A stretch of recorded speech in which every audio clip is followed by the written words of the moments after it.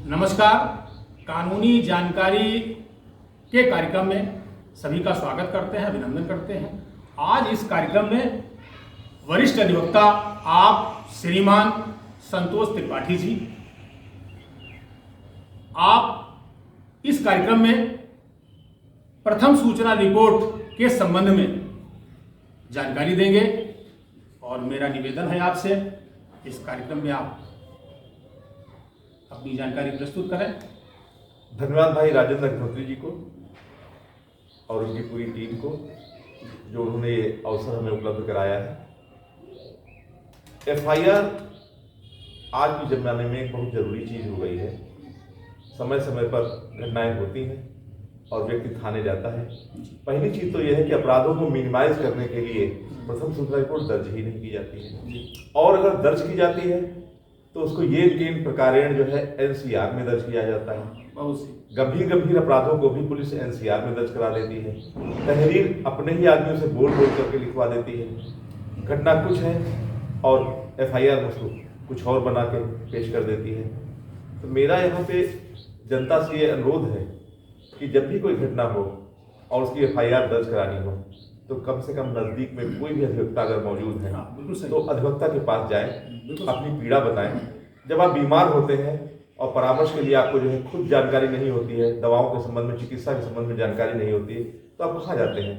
जो एक्सपर्ट होता है उसके पास जाते हैं। तो जब आप कानून से पीड़ित होते हैं तो वहाँ पे भी आपको अगर कानून की जानकारी नहीं है तो आप किसी कानून के विशेषज्ञ, किसी भी एक्सपर्ट से मिलें, अपनी पीड़ा बतावें और भरोसा रखें कि अधिवक्ता समाज हमारा जो है वो सही दिशा देगा, सही जानकारी देगा और आपकी बात को सही तरीके से प्रस्तुत कराएगा। प्रथम सूचना रिपोर्ट के संबंध में ये है कि थाना स्तर पे जनता छली जाती है, रोज छली जाती है। अपराधों को मिनिमाइज करने के लिए एफआईआर दर्ज नहीं की जाती है, दर्ज की जाती है तो एनसीआर में दर्ज की जाती है और घटना को तोड़ मरोड़ कर इतना बर्बाद कर दिया जाता है, प्रथम सूचना रिपोर्ट के स्तर से ही बर्बाद कर दिया जाता है। तो मेरा सबमिशन ये है कि अव्वल तो प्रथम सूचना रिपोर्ट दर्ज ही नहीं की जाती है। प्रथम सूचना रिपोर्ट दर्ज करने के संबंध में माननीय सर्वोच्च न्यायालय ने सर्वप्रथम जो है रूपराम बनाम उत्तर प्रदेश राज्य के नाम से एक नजीर प्रस्तुत की थी। रूपराम बनाम उत्तर प्रदेश राज्य के नाम से जो नजीर प्रस्तुत की, लेकिन उस पर भी अमली जामा नहीं पहनाया गया और एफआईआर तब भी नहीं दर्ज की गई। उस पर फिर संविधान पीठ का गठन हुआ है। रूपराम बनाम उत्तर प्रदेश राज्य संविधान पीठ नहीं थी। संविधान पीठ से हमारा आशय ये होता है कि जब सुप्रीम कोर्ट किसी विशेष मामले में जो है कोई विशेष आदेश देना चाहती है तो कई न्यायमूर्तियों की एक जो है बेंच बना देती है, जिसमें कम से कम 5 न्यायमूर्ति होते हैं, उसको संविधान पीठ कहते हैं। तो सुप्रीम कोर्ट के 5 जजेस जो है उन्होंने एक जाई होकर के एक व्यवस्था बनाई और उस व्यवस्था का नाम आया ललिता कुमारी बनाम स्टेट ऑफ यूपी। ललिता कुमारी बनाम स्टेट ऑफ यूपी आने के बाद में एफआईआर के संबंध में कोई इफबट वाली बात रही ही नहीं गई और ये दिशा निर्देश जारी हो गए कि साहब प्रथम सूचना रिपोर्ट प्रत्येक जितनी भी हैं संज्ञेय अपराधों की जितनी भी प्रथम सूचनाएं हैं उनको लिपिबद्ध किया जाएगा, दर्ज किया जाएगा, पुलिस प्रारूप में दर्ज किया जाएगा और उसकी निःशुल्क कॉपी दी जाएगी और इन्वेस्टिगेशन वो कंडक्ट किया जाएगा। लेकिन अभी भी जो है प्रथम सूचना रिपोर्ट नहीं दर्ज हो रही थी। तब क्या होता है कि जगमोहन यादव जो उस समय के पुलिस महानिदेशक थे उन्होंने एक परिपत्र जारी किया और सभी जो है जितने भी उत्तर प्रदेश के थानाध्यक्ष थे, पुलिस अधीक्षक थे, अपर पुलिस अधीक्षक थे, सभी को आदेशित किया कि जितनी भी जो है तहरीरें थाने में आवे वो प्रथम दृष्टया चाहे सत्य हो चाहे असत्य हो आप उनको दर्ज करिए, इन्वेस्टिगेशन करिए और इन्वेस्टिगेशन करने के बाद में आपके पास केवल 2 ही विकल्प होंगे। 2 प्रारूप उन्होंने बनाए, प्रारूप का और प्रारूप खा। अगर प्रथम सूचना रिपोर्ट सही है तो चार्जशीट जाएगी, कोई दिक्कत वाली बात नहीं। और अगर प्रथम सूचना रिपोर्ट के तथ्य जो है असत्य पाए जाते हैं तो जो संबंधित व्यक्ति है आप उसके खिलाफ 182 की कार्रवाई करिए, जिसने अगर प्रथम सूचना रिपोर्ट आपको गलत दी है। लेकिन अगर किसी थानाध्यक्ष ने प्रथम सूचना नहीं दर्ज किया है तो उसके खिलाफ 166 आईपीसी में एक और सी धारा बनाई गई 166 का संबंधित प्रभारी निरीक्षक थानाध्यक्ष के विरुद्ध 166 के तहत कार्रवाई की जाएगी, जिसमें अधिकतम 2 साल की सजा भी है ना दर्ज करने पे। लेकिन होता यह है कि प्रथम सूचना रिपोर्ट जैसा कि पुलिस लाल फीताशाही की जो है आदी बन चुकी थी, आक्रमणता की आदी बन चुकी थी, उसने प्रथम सूचना रिपोर्ट तब भी नहीं दर्ज करना चालू किया। तो इस पर जो है रीना देवी बनाम उत्तर प्रदेश राज्य के नाम से एक नजीर आई और उसमें बहुत बड़ा आदेश हुआ। उसमें रूपराम बनाम उत्तर प्रदेश राज्य, इसको भी कोर्ट किया गया ललिता कुमारी बनाम स्टेट ऑफ यूपी, इसको भी कोर्ट किया गया और बहुत बड़ा डायरेक्शन दिया गया रीना कुमारी बनाम उत्तर प्रदेश राज्य के नाम से। तो मेरा ये निवेदन है, जितनी भी लोग हमारी आवाज़ सुन रहे हैं, जनता जनार्दन के लोग, कि जब भी कोई कानूनी उपचार की जरूरत पड़े तो जिस तरीके से आप बीमार होते हैं, आप डॉक्टर के पास भागते हैं, निश्चित तौर से आप जो है जाइए वकील साहब के पास। अपने जो भी आपके आसपास में वकील साहब हो, विश्वास करिए हमारा अधिवक्ता समाज आपको जो है निराश नहीं करेगा। हम लोगों के लिए कोई दूसरा जाति ना कोई दूसरा धर्म है, हम लोगों के लिए सिर्फ जो है हमारे मौके का हित है, क्योंकि वो कानून का जानकार नहीं है। कानून की जानकारी ना होने के कारण वो कहीं पर से जो है कानूनी उपचार ना पा पावे, उसके मौलिक अधिकार जो है वायलेट ना हो पावे, इसलिए हम लोग रात दिन आपकी सेवाओं के लिए तैयार बैठे रहते हैं। आइए आप, हमारे अधिवक्ता भाई, हमारा बहुत बड़ा अधिवक्ता समाज है, आपकी जो है मदद करेगा, आपको राय देगा, आपको परामर्श देगा। अब बात आती है इन्वेस्टिगेशन होने की। आजकल जब से दिल्ली का निर्भया कांड हुआ, उससे पहले भी ये चीजें बहुत आम थी, आज भी बहुत आम चीजें, यानी कि महिला उत्पीड़न संबंधित अपराध जो अमूमन होते आ रहे हैं और समाज में इतना जो है दूषित मानसिकता आ चुकी है कि ये थम नहीं रहे। आए दिन ऐसी घटनाएं होती हैं जहां पे महिला उत्पीड़न संबंधित घटनाएं हो जाती हैं। महिला उत्पीड़न संबंधित घटनाओं में भी जो है किस तरीके से इन्वेस्टिगेशन होगा। पहली चीज तो यह है कि मैंडेटरी कर दिया, ज्ञापक कर दिया, आदेशात्मक कर दिया गया कि महिला उत्पीड़न संबंधित कोई भी मामला हो, थाने में आता है, एफआईआर तुरंत दर्ज की ही जाएगी। और एफआईआर दर्ज करने के बाद की क्या स्थिति है, जो पीड़िता है, विक्टिम है, प्रोसिक्यूटिव्स है, उसका तुरंत 161 में बयान लिया जाएगा। 161 में बयान कैसे लिया जाएगा, इस पर भी हाईकोर्ट ने सख्ती किया है कि ये नहीं कि आप फौरी तौर पर इसे खानापुरी के लिए बयान ले लें। कोई महिला पुलिस अधिकारी जो है वो उसका ऑडियो और वीडियो तरीके से बयान लेगी और बयान लेने के बाद में फिर उसका 164 सीआरपीसी में भी बयान कराएगी। अच्छा। ये सारी की सारी व्यवस्थाएं हैं, लेकिन हमारी जनता यहाँ पे भी अनभिज्ञ रहती है, वो उसको अपने अधिकार ही नहीं पता है, जानकारी नहीं। तो अपने अधिकार आप जानिए। हमारे इस चैनल के माध्यम से जो है हमारे राजेंद्र अग्निहोत्री जी की यही मुहिम है कि आप अपने लिए अवेयर होइए, अपने अधिकारों को जानिए, आपके मौलिक अधिकार क्या है। अगर आपके साथ कोई अत्याचार होता है तो आपकी एफआईआर दर्ज होनी चाहिए। आपकी एफआईआर दर्ज होना आपका मौलिक अधिकार है अगर आपके साथ कोई घटना घटती है।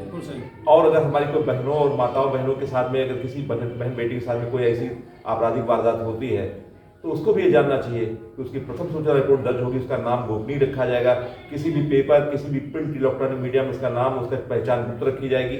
आप आइए, आगे बढ़िए, आगे जी। आपको जो है पूरी तरीके से अवेयर किया जाता है।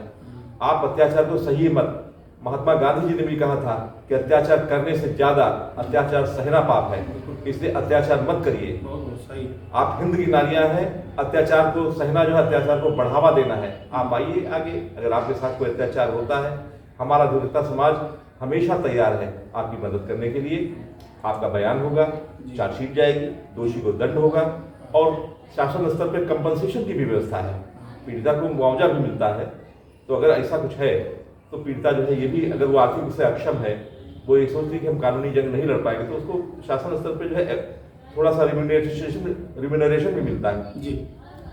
तो ऐसी स्थिति में आप लोग अपने अपने अधिकारों को बताइए।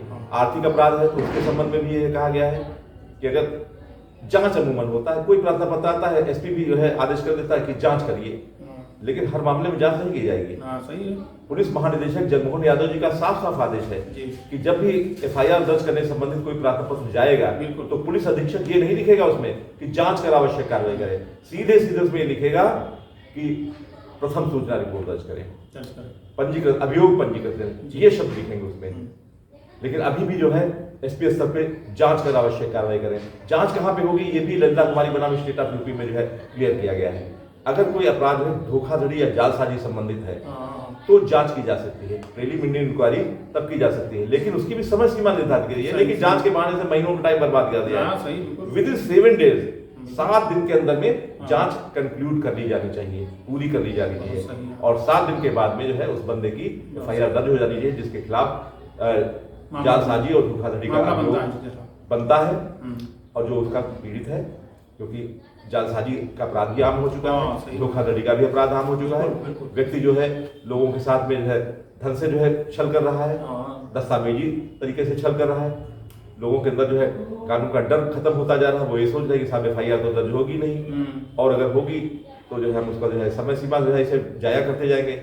अभी गोला का एक चर्चित प्रकरण है और आज ही अखबार में आया है स्टेट बैंक का घोटाला। हाँ स्टेट बैंक के घोटाले में आदेश सीबीआई को जो है जांच का मिल गया है। हाँ, मिल गया। सीबीआई इसमें जांच करेगी। तो ऐसा नहीं है, आप आगे बढ़िए। हाँ, मतलब जागरूक अपराध कोई भी होगा, चाहे आर्थिक अपराध हो, चाहे दस्तावेजी अपराध हो, चाहे शारीरिक अपराध हो, अपराध की प्रथम सूचना रिपोर्ट दर्ज होगी, लोगों को दर्ज कराई जाएगी जी। और अगर संबंधित पुलिस अधिकारी नहीं दर्ज कर रहा है हाँ। तो उसके खिलाफ 166 की कार्रवाई की जाएगी। अब बात आती है अपराध क्या है।